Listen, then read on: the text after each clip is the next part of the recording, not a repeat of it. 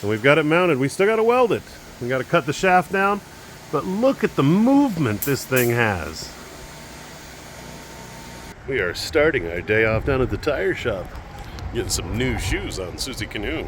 I decided to go with the Cooper Cobras. He's got some dry rotting and cracking and a few other things. I'm looking forward to getting some new shoes on her, and that way I know she's more reliable and I'm not going to be breaking down anymore. So, yeah, I'm excited. And we are getting them put on. She is looking good with her new shoes on. Oh, yeah. I love those. Absolutely in love with those tires. Very happy to have new shoes on my girl. Very happy. Now it's like one less thing to worry about. Just a few things. I got a little noise here and there. I got to figure that out. But yeah, I love that. There, now you guys can hear me a little bit better. I love these tires. I've always trusted Cooper. It's what I have on empathy too. They're also a great group of guys. I've met them out at SEMA quite a few times, and they've worked with me and helped me on other projects. But when you have to go with white letter tires, you don't have many choices, and I chose with the Coopers. Got the T-tops out.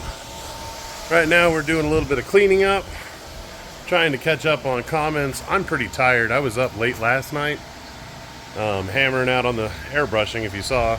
So today I'm finishing up a few things, trying to find a few things. We're probably going to drill some holes on this, because the redneck's going to stop over when he gets off of work. So maybe we'll get the air shocks mounted, and if I can get those mounted, and then we'll have to cut the rod down, and then we'll weld the rod in. We won't weld the rod in tonight. We got to take it over to his house, put it in the mill, chop it, cut it, rethread it, and then we'll get it installed. You'll see some of that here in a bit. But right now, I'm just answering comments, taking a little break. I am tired. I only slept about like 4.5, 5 hours. Went and got tires, had a few errands, had a conference call that lasted way too long. I don't understand conference calls. Just talk to people quick, get it over with, unless you actually need to have a conference. But whatever, we won't get into that. But I'm going to keep going on all this and having the fun of the puppies, having him a good day. He loves having the T-tops out. We are all set up, and we are getting ready to drill holes on the SoLow Cholo so we can actually get the air suspension installed and we can get the rod in. Now right now we're getting ready to figure out where our arch is going to be so we can figure out where our hole is going to line up.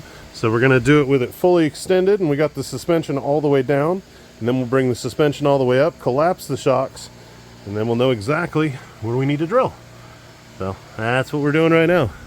And we brought us a redneck to make sure that we get all the measurements all redneck right. Right? Yeah. We got it. We've got her marked off where we're going to be drilling the holes for where the air shocks are going to go. We did the arc both directions to make sure we're going to be good. And we got it marked off on this side also. See, there's a little tiny dot. I'm actually going to whack it with the full thing so we can make sure it's a little bigger. But, yep. Getting the air shocks put on. Ooh, doggy. All right, we have the rear suspension fully in, and we've got it mounted. We still got to weld it. We got to cut the shaft down, but look at the movement this thing has. Oh yeah, and it still will drop all the way down to the wood. It'll move a lot faster when it's on air. I am excited. That's fucking awesome. Thank you so much for his help. We were sitting there measuring, triple measuring to get our rod through, so we could mount all these guys. Now we've got to cut the rod down just a little bit, and we'll thread it just like we got the one on this end. We had that one threaded, but we're a little long on our guess. But we should be able to freaking get her strapped back together now. So now we just got to get the rod cut down, and then we'll weld her up in, weld it here, here, and here, and here. And we'll be all set up, and we'll be able to put the rest of it together. So that was one of the hardest things we had left. Now just to finish it. Ooh. All right, we pulled the rod back out, and you can see our big old holes we drilled up in there. Don't worry, we'll be welding those back up with the rod. We had to shorten the rod up, and we got to redo some of the threads, so we pulled it back out. But basically, we are waiting for that, and then we can put it together the whole rest of the bike. So I'm excited. We actually got where the holes figured out. That was a lot of math, and that was a lot of figuring out So you take the down position and you make a swing arc, and then you go all the way up and you make a swing arc, and then you have to keep positioning and figure out where your highest high is and your lowest low, and that's basically dictates where you can kind of put everything. Do a little bit of math and do your sciences, and you get to airbags and motorcycles. Giggity goo! Now normally you wouldn't have to move that. I could have gone back in the original shock location, but we wanted max drop and I wanted max raise. Well, not max raise, but I wanted max drop. So to get it as low as I possibly could, I had to move it. And now we got other brackets and plastic and other crap to deal with. So that is a very, very, very, very precise hole to do a very precise job.